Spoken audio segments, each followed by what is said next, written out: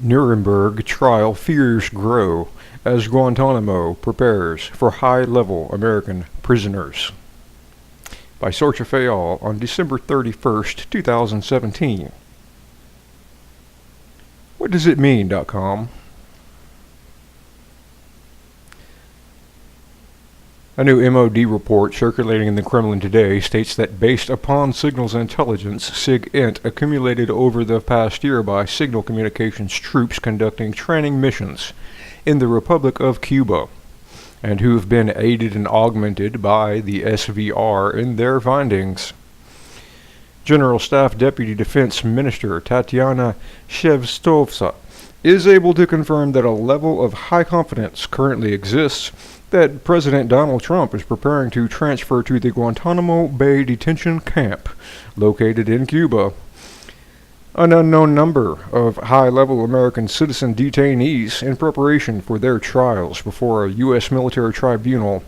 and whose nearest historical counterpart incident were the 1945-46 Nuremberg trials, held to prosecute German Nazi war criminals, and that likewise, as seen in 1945, is now seeing hundreds of highly trained and specialized U.S. Army military police being rushed to Cuba to oversee this process. According to this report, on 11 April 2017, SCT, while conducting routine training missions in Cuba, intercepted an unusually large number of encrypted communications emanating between the Guantanamo Bay Naval Base, Cuba, and Luke Air Force Base, Arizona. Immediately after which, they made a request to SVR counterintelligence analysts for an explanation of, with the SVR in turn then reporting to SCT that these communications were being conducted between the Guantanamo Military Commission that holds U.S. military tribunals and U.S. Attorney General Jeff Sessions. On 11 April of 17 also, the SVR reported to SCT that Attorney General Sessions was at Luke Air Force Base to hold and conduct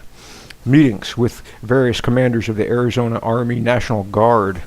with the longest of them being with the commanders of the 850th Military Police Battalion, that numbers nearly 800 highly trained and specialized U.S. Army military police forces.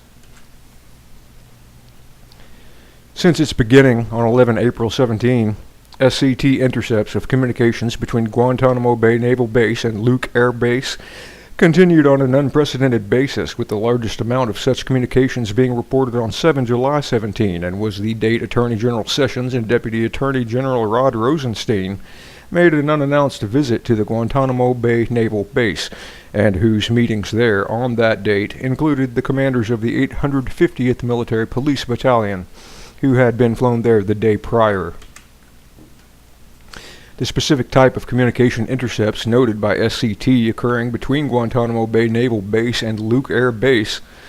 were encrypted video satellite broadcasts transmitted at the North American standard rate of 59.9 frames per second, and whose near predictable times of transmission suggested to SVR analysts that these video broadcasts were being used for classroom instruction. On 21 December 2017, SCT reported that nearly all of these communications between Guantanamo Bay and Luke Air Base had ceased, with the SVR reporting that this cessation occurred when U.S. Defense Secretary James Mad Dog Mattis made an unprecedented, unannounced visit to Guantanamo, the first visit there by a U.S. Defense Secretary in nearly 16 years, and that in doing, Secretary Mattis shockingly broke with the long-standing tradition of persons holding his high office visiting American troops on the front lines, but that he deemed his sudden visit to Guantanamo was vitally more important than. And as to how vitally important Secretary Mattis deemed his unprecedented visit to Guantanamo became known yesterday, 29 December of 17, when President Trump suddenly ordered the entire 850th Military Police Battalion to immediately deploy from Luke Air Base to Guantanamo Bay Naval Base. With the Guantanamo Bay detention camp holding only 41 detainees, but able to hold nearly 800, President Trump's suddenly ordering there such a large number of U.S. military police forces requires a further explanation as to why, and which the SVR says can be found in the equally sudden activity of the secretive IBC Airways, and whom, upon President Trump's ordering the 850th Military Police Battalion to immediately deploy to Guantanamo, announced on 29 December 17 that it is increasing its flights to Naval Station Guantanamo Bay to 3 times a week, thus highly suggesting its anticipation of a flood of visitors there, most likely to include American attorneys defending their soon-to-be imprisoned, traitorous clients.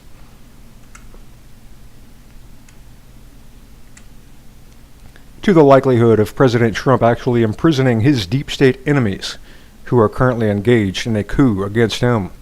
General Staff Deputy Defense Minister Tatiana Shevtsova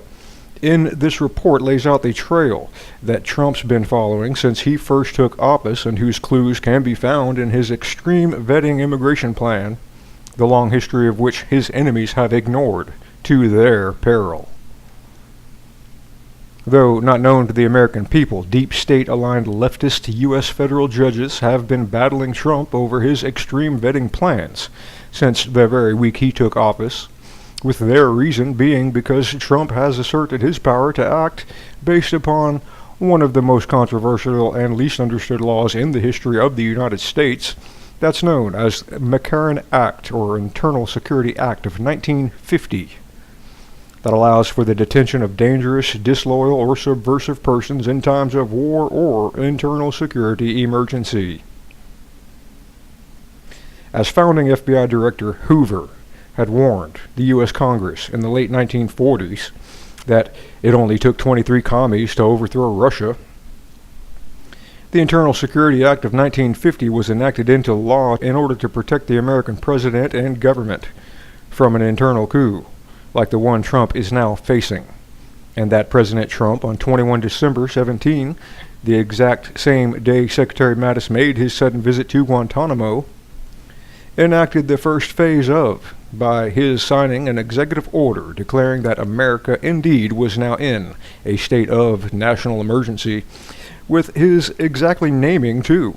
the Hillary Clinton-linked persons seeking to overthrow the U.S. government, and that we had also detailed in our 24 December 17 report, titled Trump Declaration of National Emergency Throws U.S. Media into Silence and Global Elites into Terror.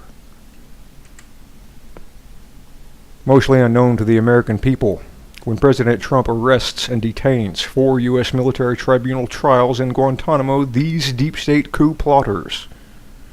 is that it was actually President Obama who in 2012 signed this presidential power into law with the feared National Defense Authorization Act, and that authorizes the indefinite military detention without charge or trial of any person labeled a belligerent, including an American citizen. Equally unknown to the vast majority of the American people, too, is that the current deep state coup plot against President Trump is not the first one their nation has faced either, but it is in fact its second, with the first being in 1933 when the deep state launched the business plot coup against President Franklin Roosevelt in order so they could join the United States with the globalist power Nazi Germany,